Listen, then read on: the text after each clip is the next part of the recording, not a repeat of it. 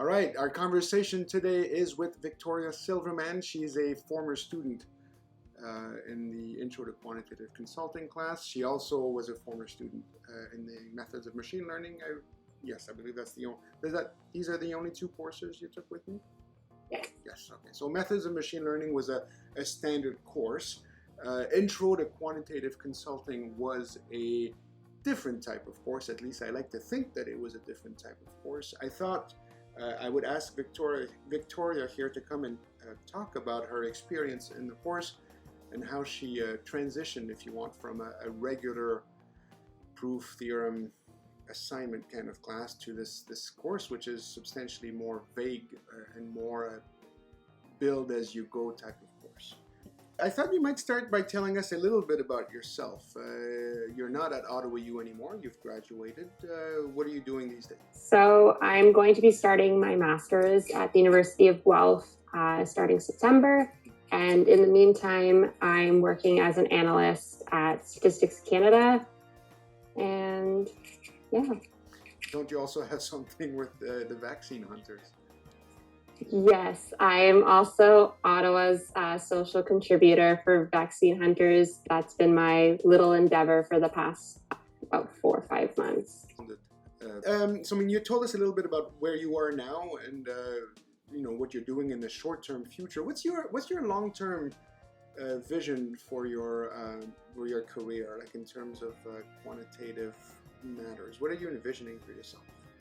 So I'm thinking my dream job now, as it's changed a little bit over the years, is probably to work for a health unit or a hospital doing health-based statistics, because as most have noticed with the pandemic, data-based or data-driven decisions are very important. So I would like to be a part of that. So that's kind of my longer-term goal. Are you thinking of doing a PhD, or is it too early in the graduate process to have a thought on that? It's a bit early. I haven't closed the door, which is why I've chosen to do the thesis option for my master's, so that I have the opportunity to test out a thesis, and if I like it and want to continue, then the option is there. Is it fair to say that you've mostly taken math and stats courses so far in your career? Yes, with the exception of probably about 10 or 12 outside. Majority of my degree was math and stats classes. And these courses outside, like any specific topic of interest, or they're basically like all over the place? I have a minor in economics. So it's mostly like my electives were taken in that. And then I have 1 or 2 biology and chemistry courses from early undergraduate career. Okay, so I guess one could argue, presumably, that the economics courses are really math and stats courses up to a point. I know some of them are a little bit more storytelling courses than they would be quantitative stuff. But for the most part, you're a quantitative person through and through. That's your bread. And this course that the students are about to embark on, Introduction to Quantitative Consulting, I like to think of it as a different type of course. What was your take on this? Was this a different type of course, or was this a business as usual from your perspective? I'd say it is a different course, especially I've never had a class with that amount of group work and the requirement of sort of more like a work environment than a class. You're on your own. You must do your assignments independently kind of class as well. The type of work in qualitative consulting was different. It's projects instead of writing an assignment, or you have like 5 or 10 questions, you have to fill them out. It's more you have to think outside the box and answer the questions that you've come up with. So you're both the teacher and the learner in the class. Do you want to tell us a little bit about what your roles were when you took the course last year? Like what is it that you were doing for the group projects? So my group project, I worked with another individual, and we we had a queuing project for the airline. And then I also was the team lead for the data exploration group. So I sort of led a team of about 3 individuals as we explored through different aspects of the data. Because we were like you are in work, we were sort of given the data blind with the need to then explore it and figure out all the different parts of it, as data can be very messy, and this one was. So it was very messy, obviously. Remind me, did you volunteer to be the team lead, or were you assigned the leadership of the team? I believe I volunteered. Yes. I tend to like to sort of, make the most out of my experiences. So volunteering sort of knew that I was going to have a set role that I also sort of chose. So that was that part. How did you find that? Do you have any regrets about volunteering to be the team lead? No, because there's learning aspects as someone who has to, I guess, listen to someone above them, which I do a lot in my day job. And then there's the aspect of learning from sort of being a managerial role, which is something I've had very few experiences in sort of the supervisory managerial kind of role. And so it was a learning experience in that respect. There are things, that I do again, and things I would do differently, and that kind of stuff. So, one of the things I often say in the class is that, the non-technical aspects are just as important as the technical aspects. It doesn't matter how clever you are as an analyst, you have to be able to do everything else, like the small talk and the softening the transition and putting all the pieces together. The team lead is a non-technical role, but it's crucial in order to get a large project through, or to be able to do big things as part of a group. And I mean, for big projects, you can't work alone. You have to work with people. And as soon as you work with people, there's got to be some way to sort of set the project, chunk it up in little pieces, and have a plan for how it's going to go.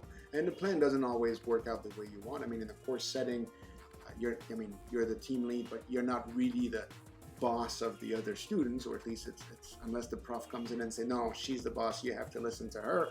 And even then, it's not the same thing as a workplace situation, but it's also important to learn how to work under somebody, like not to be led by somebody else. I think most of the math and stats students that I know tend to be lone wolves, or people who are perhaps it's a generational assessment as well. In my generation, that's the way they work, but I see a lot of this in the students when I work with them, the idea that they alone understand and can do the thing, and they can't really work with others, and they can't really work for others, which of course is hogwash, because the reality of it is if you want to do something interesting, you will have to work with others, and you'll have to learn to both lead and be led without making it harder for the team to achieve their goals. So there's another role that you had. The class, at some point we did a full class project where all the students were involved together, and you sort of became the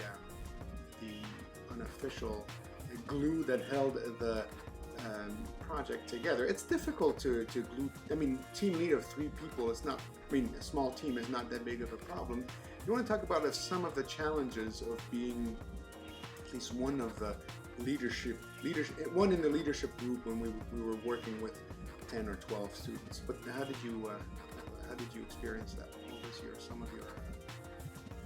So it was interesting to sort of have, I guess, 2 sort of groups being within the leadership group, and then having to sort of relay that information back to the rest of the team. It like a lot of it is clear and concise communication, and I've noticed a lot in myself that is something that I have to sort of work on. Something makes sense to me, but it, when it comes out of my mouth to somebody else, it may not make as much sense. And so it took me a few tries to sort of ask the same question or or make the same comment, because I also didn't notice my communication wasn't completely clear. And then the other aspect is, coming the other way. Well, I also have to be more attentive to like making sure I ask questions to, if I don't understand their their comments or that aspect. And then a lot of it was like,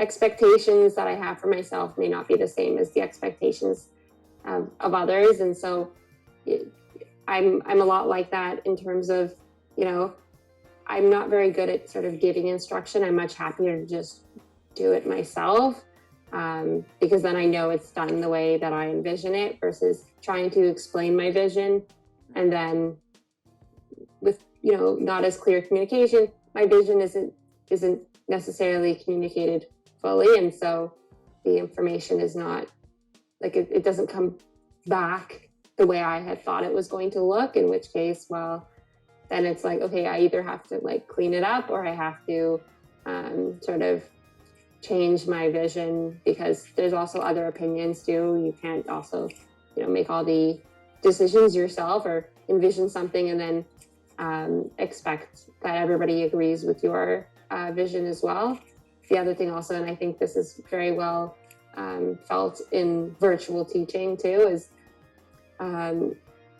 trying to get people to engage virtually, especially like at the early onset of digital.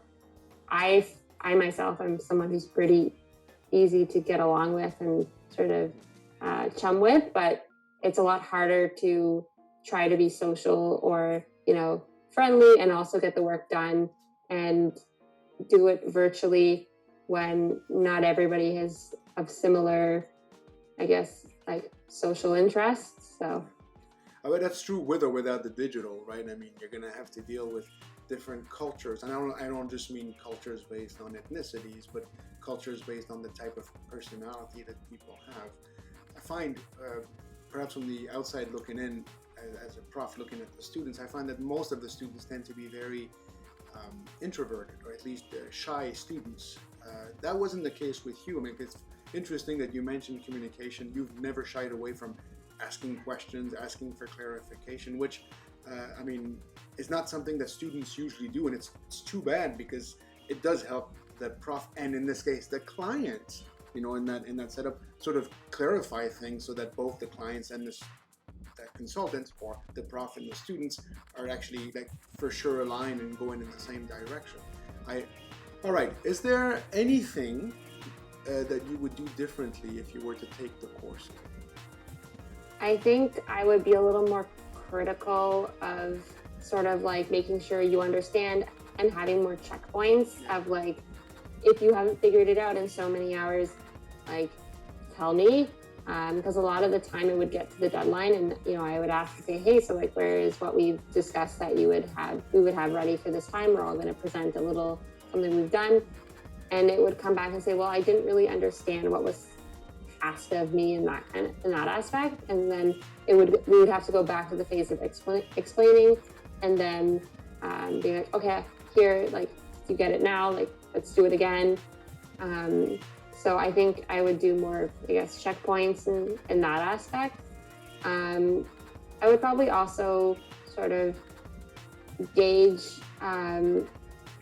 like where my because when we did group work, gauge where my partner is a little more often, rather than getting sort of stuck in my own world and expecting that, the deadlines and the things we set together, making sure that they're actually, like, the milestones are being hit when they're supposed to be hit, and that there's not any sort of,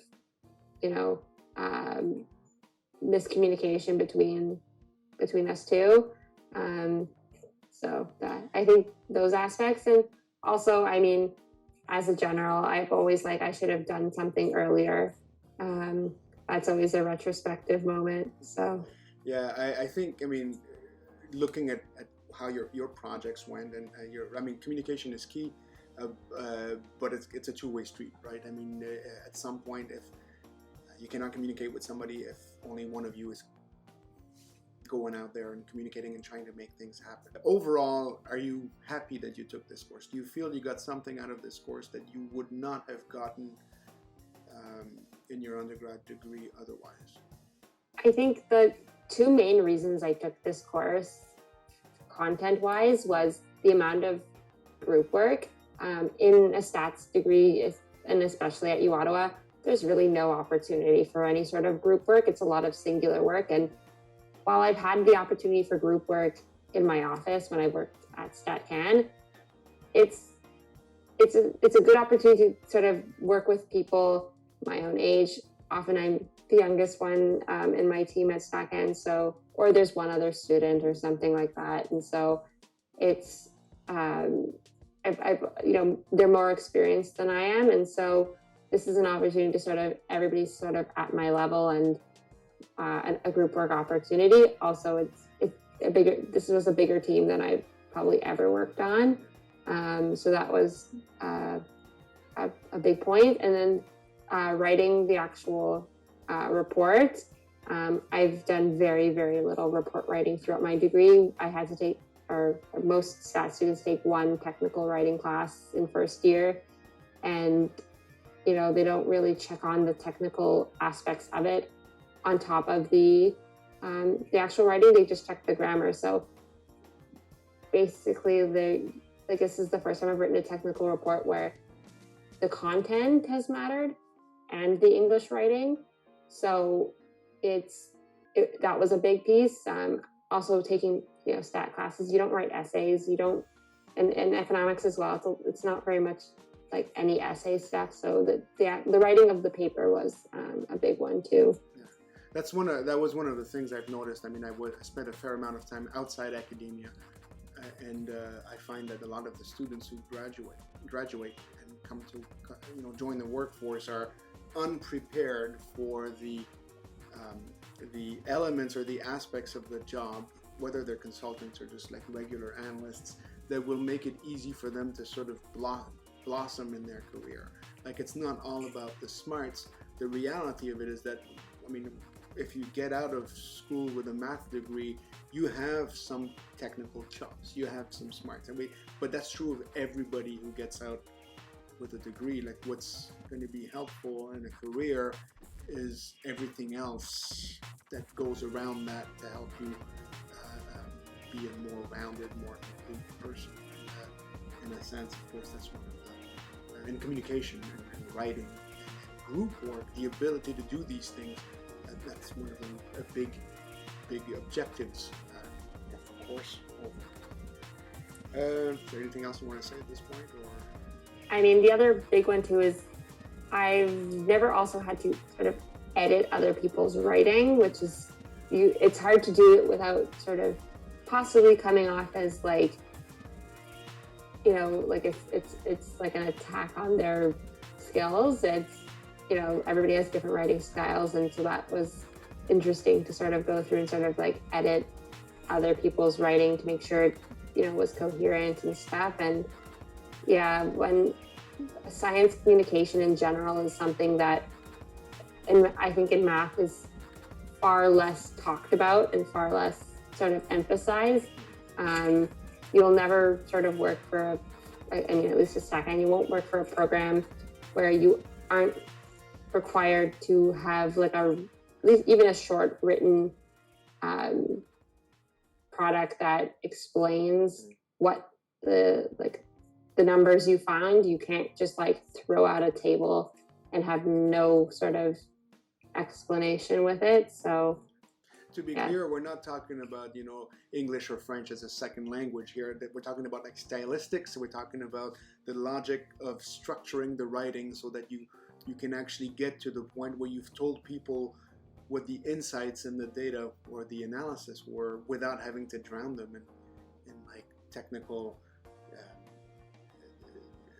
writing, or that basically becomes unreadable because it's so boring. And we're talking about like telling the story of what we've discovered in the data, or telling the story of what we've discovered in the analysis, so that whomever will be in receipt of the analysis can act on it, can do something with it, right? Supporting the decisions of policymakers. Okay, thank you very much, Victoria, for spending a bit of time with us talking about your experiences. We wish you a happy year at Guelph and happy years at Guelph. Presumably, it's not going to be a one-year program, and hopefully we'll get to see you again in the flesh soon. Perfect. Thank you for having me.